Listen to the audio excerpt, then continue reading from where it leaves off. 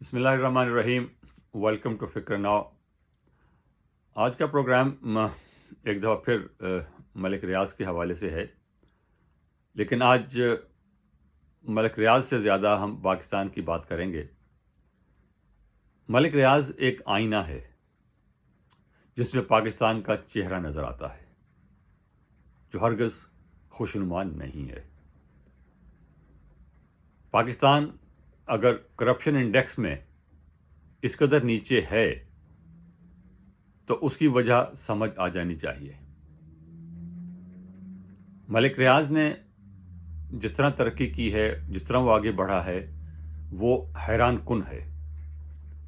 لیکن اس ترقی میں اس نے پورے پاکستان کو ایکسپوز کر دیا ہے.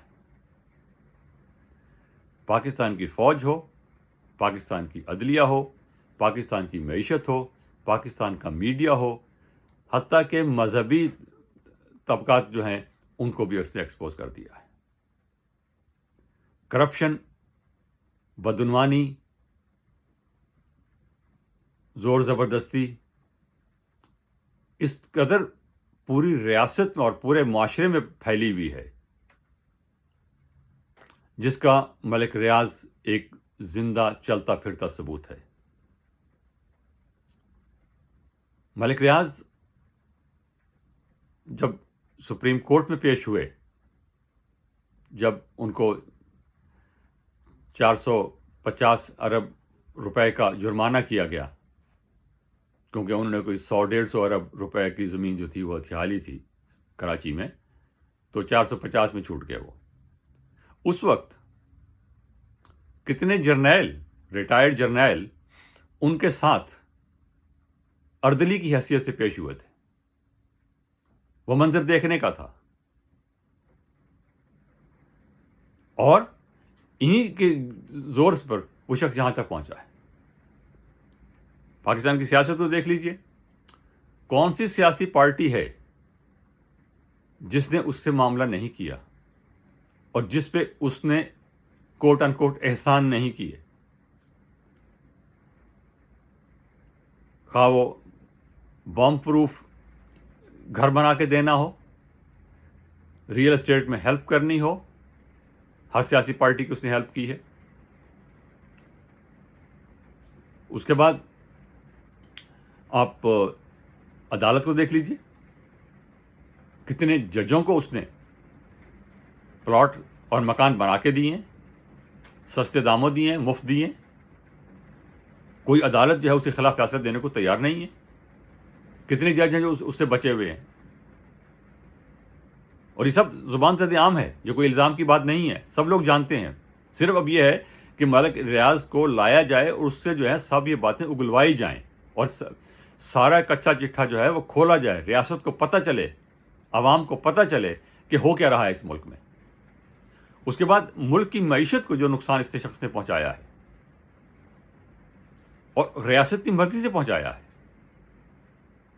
پچھلے 30-40 سال سے ملک میں اگر معاشی ترقی نہیں ہوئی، انڈسٹریلائزیشن نہیں ہوئی، ایکسپورٹس نہیں بڑھی، تو اس کی ایک بڑی وجہ یہ ہے کہ پورے کا پورا جو پیسہ تھا، جو کسی کے پاس سرپلس پیسہ تھا کوئی انویسٹ کرنے کا، وہ ریئل اسٹیٹ میں چلا گیا. اور ایسا ٹرینڈ اس شخص نے ڈیولپ کیا کہ اگر آپ نے پیسہ بنانا ہے، اگر آپ نے امیر ہونا ہے، طاقتور ہونا ہے، تو آپ ہاؤسنگ کالونیاں بنائیں. اور خود اس نے سب سے اچھی ہاؤسنگ کالونی خود اس نے بنائی. تو اس سے معیشت کا جو نقصان ہوا ہے وہ بھی آپ کے سامنے ہے. اس کے بعد میڈیا کا دیکھ لیجئے، میڈیا مالکان کو اس نے خریدا ہوا ہے، ریئلی خریدا ہوا ہے. کوئی ہو سکتا ہے کہ کسی شخص کا منفی طور پر نام ہو اور وہ ٹی وی پہ نہ لیا جا سکے. اب جب تک کہ یہ سلسلہ شروع نہیں ہوا تھا نیب کی طرف سے، اس کے خلاف یہ چارج شیٹ نہیں آئی تھی، اس وقت تک ملک ریاض کا کوئی ٹی وی اینکر نام لینے کو تیار نہیں تھا، محدود چند کے.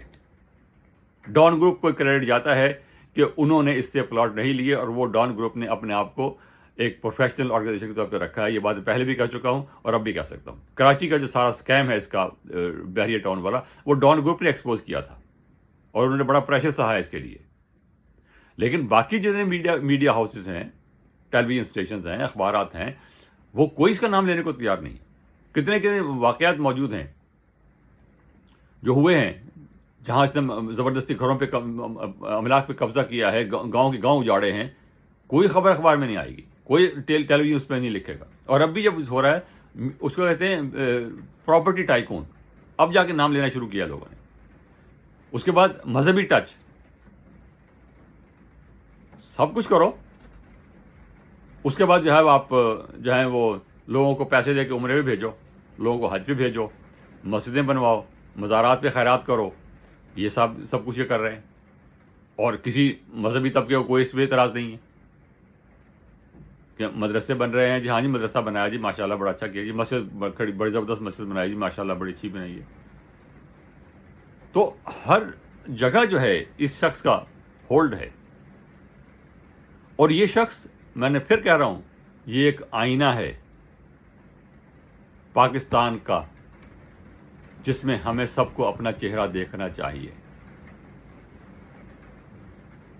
اس کو گالی دیں، اس کو برا کہیں، لیکن اپنے گریبان میں بھی جھانک کے دیکھیں. یہ پورا معاشرہ، پوری ریاست جو ہے، اور ریاست کے سارے ستون جو ہیں، یہ دیکھیں اپنے آپ کو، اپنا چہرہ دیکھیں. اس میں نظر آتا ہے آپ کو. بہت شکریہ. بات یہاں پہ ختم کرتا ہوں. خدا حافظ.